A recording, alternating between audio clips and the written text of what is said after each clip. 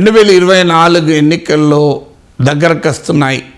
మేమే మళ్ళీ హ్యాట్రిక్ కొడతాం, నరేంద్ర మోడీయే ప్రధానమంత్రి అవుతాడు అంటూ బీజేపీ చెప్తోంది. లేదు, ఈసారి మోడీని ఓడిస్తాం, 400 సీట్లలో బీజేపీకి వ్యతిరేకంగా ఒకే అభ్యర్థిని పెడతాం అంటూ ఇండియా కూటమి ముందుకు వస్తుంది. ఈ సమయంలో కాంగ్రెస్ సీనియర్ నాయకుడైన శశి థరూర్ మరోసారి బాంబు పేల్చారు. కాంగ్రెస్లో కొన్ని క్యారెక్టర్స్ ఉంటాయి, దిగ్విజయ్ సింగ్, శశి థరూర్, ఇలాంటి వాళ్ళు ఎప్పుడు ఏం మాట్లాడతారో తెలియదు, అది ఏ రకంగా సెల్ఫ్ గోల్ అవుతుందో తెలియదు. తమ చేతిలోనే తమ బాంబే పేలుతుంది.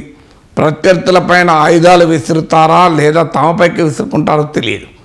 అలా శశి థరూర్ ఒక ప్రకటన చేశాడు, బీజేపీయే సింగిల్ లార్జెస్ట్ పార్టీగా ఎమర్జ్ అవుతుంది అని. శశి థరూర్ సమర్థించుకోవచ్చు, బీజేపీ గెలుస్తుందని చెప్పలేదు కదా, మోడీ హ్యాట్రిక్ కొడతానని వాళ్ళు చెప్తుంటే కాదన్నాను కదా. ఎందుకంటే నిజమే, శశి థరూర్ మోడీ గెలుస్తానని అనలే. ఇక్కడ బీజేపీ సింగిల్ లార్జెస్ట్ పార్టీకి ఎమర్జ్ అవుతుంది. ఫలితంగా ఈరోజు బీజేపీతో ఉన్న, రేపు బీజేపీతో కలవాలనుకున్న మిత్రపక్షాలు బీజేపీతో కలవవు. అప్పుడు ప్రతిపక్ష ఇండియా కూటమితో అవి కలుస్తాయి కనుక మోడీ ప్రధానమంత్రి కాడు, బీజేపీ అధికారంలోకి రాదు అన్నది ఆయన జోస్యం.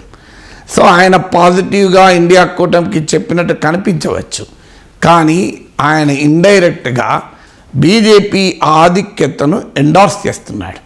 తప్ప ఇది రేపు బీజేపీ నిజంగా సింగిల్ లార్జెస్ట్ పార్టీగా కూడా రాదా అంటే నా ప్రిడిక్షన్ కూడా మోస్ట్ ప్రాబబ్లీ బీజేపీయే ఆధిక్యత ఉంటుంది.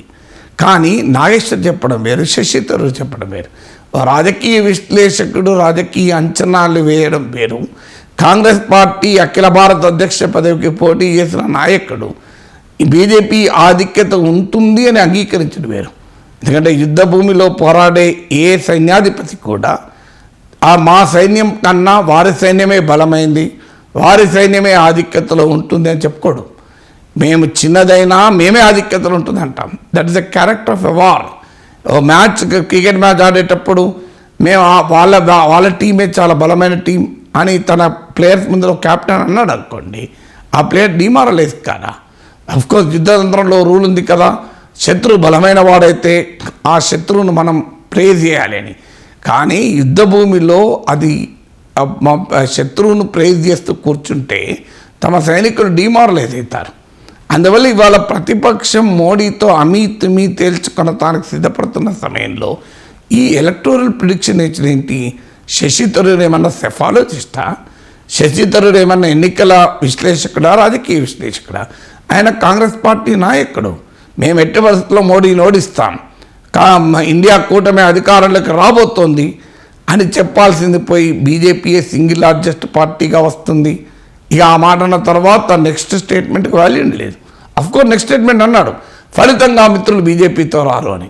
మరి ఎవరితో వస్తారు? బీజేపీ సింగిల్ లార్జెస్ట్ పార్టీ అయితే. సింగిల్ లార్జెస్ట్ పార్టీగా ఎమర్జ్ అయ్యాక బీజేపీని వదులుకొని ఎందుకు మిత్రులు కాంగ్రెస్తో వస్తారు? దానికి ఏదైనా బేసిస్ ఉండాలి కదా. బీజేపీ ఇప్పటికే 10 ఏళ్ళుగా అధికారంలో ఉంది. బీజేపీయే సింగిల్ లార్జెస్ట్ పార్టీగా ఎమర్జ్ అవుతాడు. రాష్ట్రపతి బీజేపీకి పూర్వరంగంలో బీజేపీకి చెందిన వ్యక్తి. మొదటిసారి ప్రభుత్వాన్ని ఏర్పాటు చేయమని బీజేపీని పిలిచే అవకాశం ఉంటుంది. ఎందుకంటే బీజేపీ సింగిల్ లార్జెస్ట్ పార్టీ అయినప్పుడు ఎన్డీఏ కూటమే పూర్తి స్థాయి మెజారిటీ రాకపోయినా సింగిల్ లార్జెస్ట్గా ఉంటుంది. అప్పుడు వేరే వారికి అవకాశమే రాదు కదా.